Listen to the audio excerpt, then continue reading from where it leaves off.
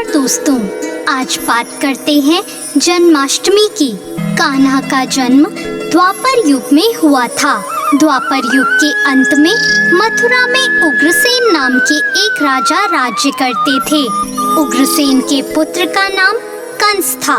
कंस ने अपने पिता उग्रसेन को बलपूर्वक सिंहासन से उतार दिया और जेल में डाल दिया और स्वयं राजा बन गया।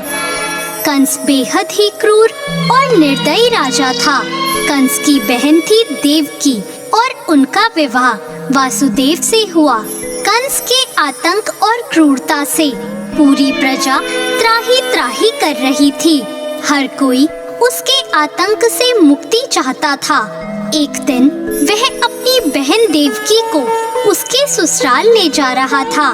तभी रास्ते में आकाशवाणी हुई कि कंस, तेरी क्रूरता और आतंक का नाश तेरी बहन का पुत्र करेगा। तेरा काल तेरी बहन ही लेकर आएगी। देवकी का 8वां पुत्र तेरे अंत का कारण होगा। इतना सुनते ही उसका अपनी बहन के प्रति प्रेम खत्म हो गया और उसने वासुदेव को खत्म करने की ठान ली। लेकिन देवकी ने कहा कि वह खुद अपनी संतानों को उसे सौंप देगी। यह बात सुनकर कंस ने वासुदेव को मारा नहीं, लेकिन देवकी और वासुदेव को बंदी बनाकर कारागार में डाल दिया।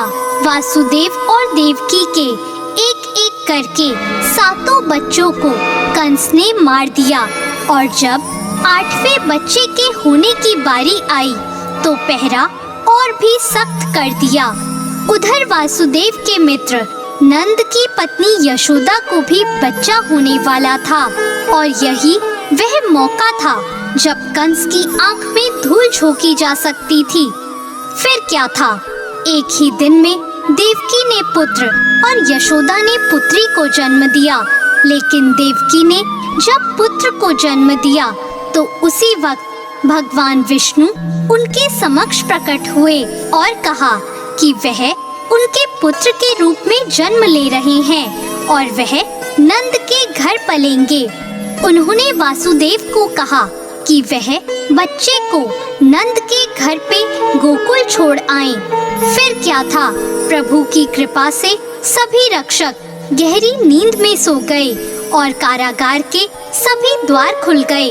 वासुदेव ने कान्हा को एक टोकरे में रखा और यमुना पार कर नंद के घर ले गए और कान्हा के बदले पुत्री को कारागार में ले आए।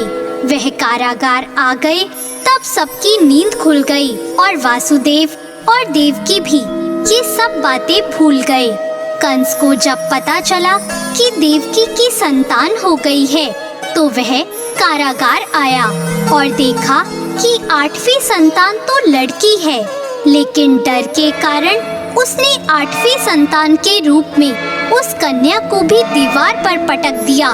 लेकिन उसके पटकते ही कन्या आकाश में उड़ गई और कंस से कहा, मूर्ख, तुझे नाश करने वाले ने तो जन्म ले लिया है और वह तुझे तेरे पापों की सजा जरूर देगा।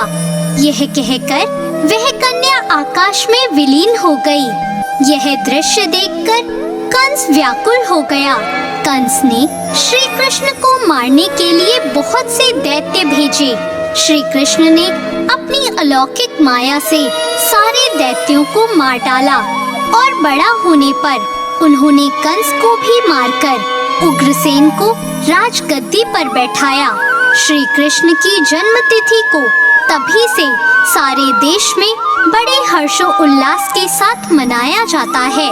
तो दोस्तों, आप सभी को जन्माष्टमी की हार्दिक शुभकामनाएं।